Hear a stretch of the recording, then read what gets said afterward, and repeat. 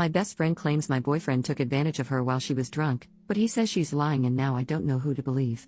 So I, 31F, have been best friends with Lily, 32F, since 2010. We were college roommates and then after we graduated we still lived together, up until I moved in with my boyfriend Nate, 34M, in 2019.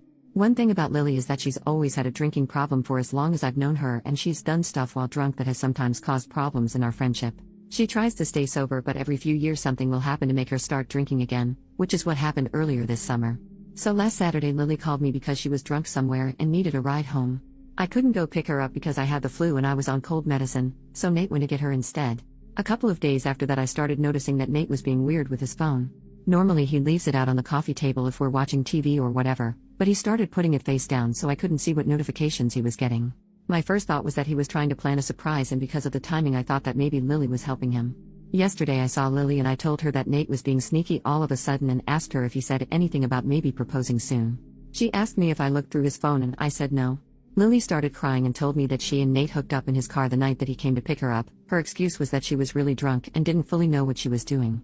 She said she'd been texting him since, telling him that he needed to tell me what happened or else she was going to.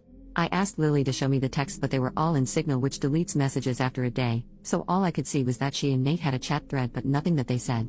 I told her to text Nate in front of me so I could see what he said, and she did, but we got no read receipt and so no response at all, so it didn't prove anything.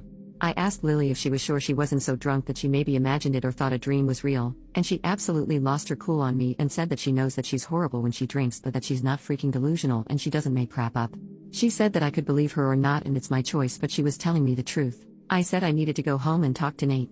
So when I got home I confronted Nate with what Lily had said, and he acted shocked and denied that anything like that had happened at all and said he didn't know why she'd think so or say so. He said that he had just given Lily a ride home and the only thing that happened was that they talked about how he and I had been together for a long time and how we should get married already. He admitted they were talking on Signal the next couple of days, but he said that it was about exactly what I thought, that he was asking her about engagement rings and what kind of proposal I would want. Nate replied to Lily's message from before asking her if she made up a story about them hooking up to not ruin the surprise about his proposal, and she texted him back that there was no proposal and to stop playing dumb.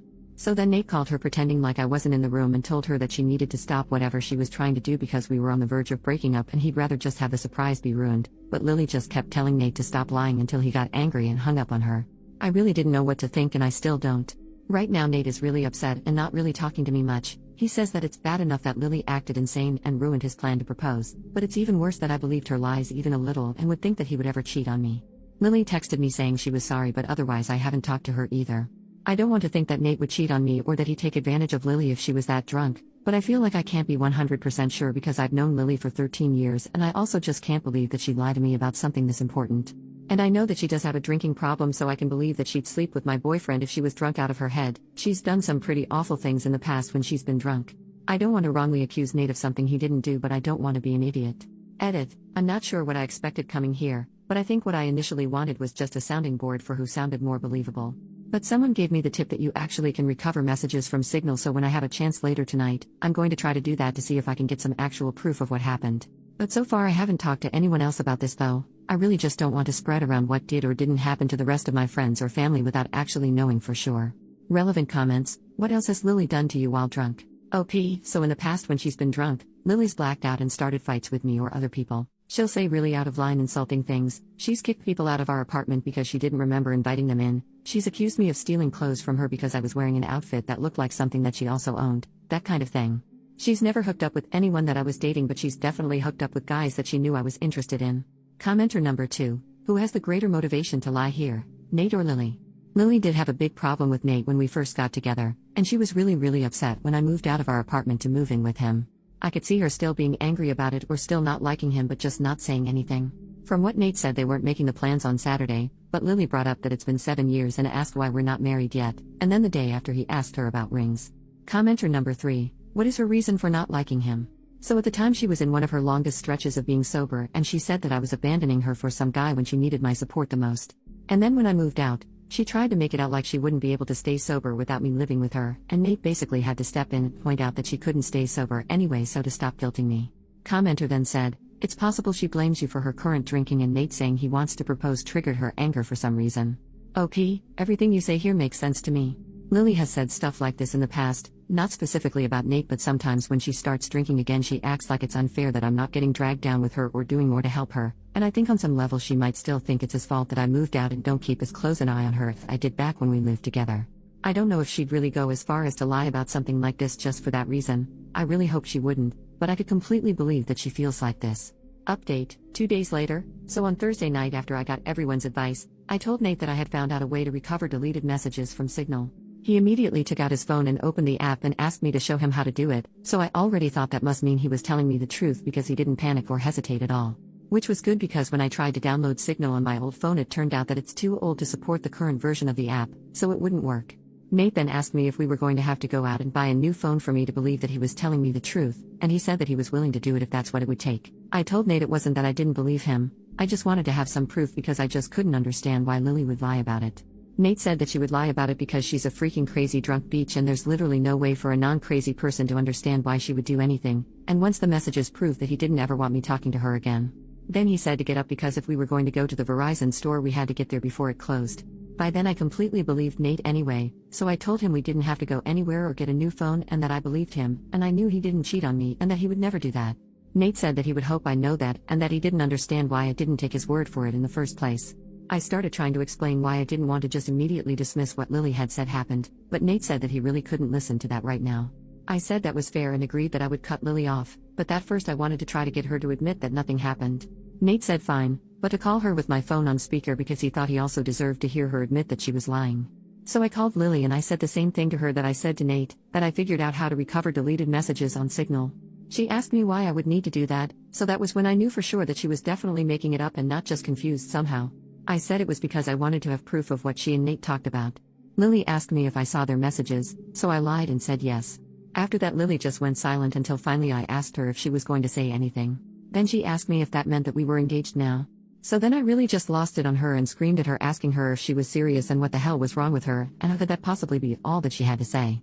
Lily started screaming back, telling me to calm down and about how obviously I never believed her anyway because it's not like we broke up over it. I was crying by that point and because of that I couldn't really say anything else, so then Nate told Lily to go screw herself and to never ever contact either one of us ever again and hung up on her. A minute later Lily sent me a completely unhinged text that I'm quoting here verbatim. "Courtney, you are supposed to be my friend for life. You are supposed to be there for me. You are supposed to be my person. But then you meet Nate and now you only care about Nate. Everything is about Nate. Tell me why Nate comes to pick me up when I call you? I called you, not your precious Nate. I only want you to see how messed up this is, but do you? No, of course you don't. Of course you choose Nate over me like you always do and like you always will. You pretend to care about me, but I can see you don't care. It is pathetic, Courtney. You are a pathetic woman who would choose a man over a friend. But since you can't say it yourself, I will. Since you have to have your sweet perfect little baby Nate do it for you, I will. Goodbye, Courtney. Is that what you want? Goodbye forever. I hope you freaking got what you freaking want." There were the 3 dots after that showing she was still typing more, but I blocked her before she sent it. I don't care about anything else that she has to say. I'm sure it's all just going to be more bull crap about why this is my fault or justifications about why what she did wasn't that bad and I should forgive her.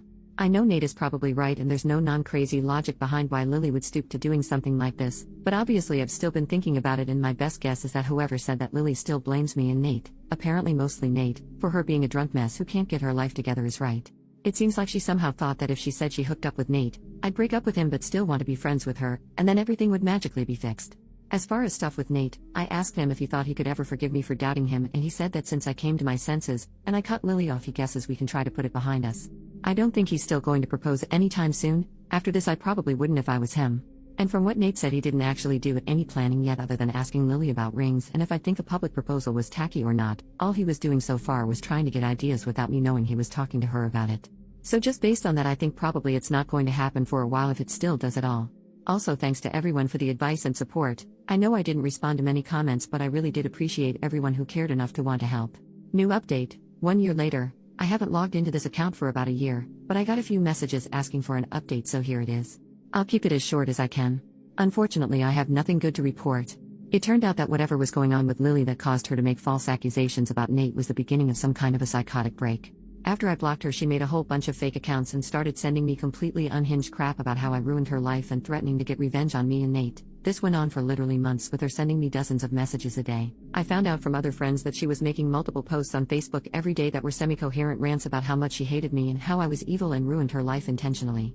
I tried to talk to the police 2 different times to get a restraining order because I was afraid that Lily was going to show up at our apartment and attack me or Nate. I literally even got a front door camera because I was so scared that she was going to hurt us. The police said that because Lily wasn't threatening actual violence, she was just a nuisance and they couldn't do anything. They acted like I was an idiot because it isn't illegal to talk crap on Facebook, and they basically told me to just keep blocking her whenever she made a new account and eventually she'd get bored and move on.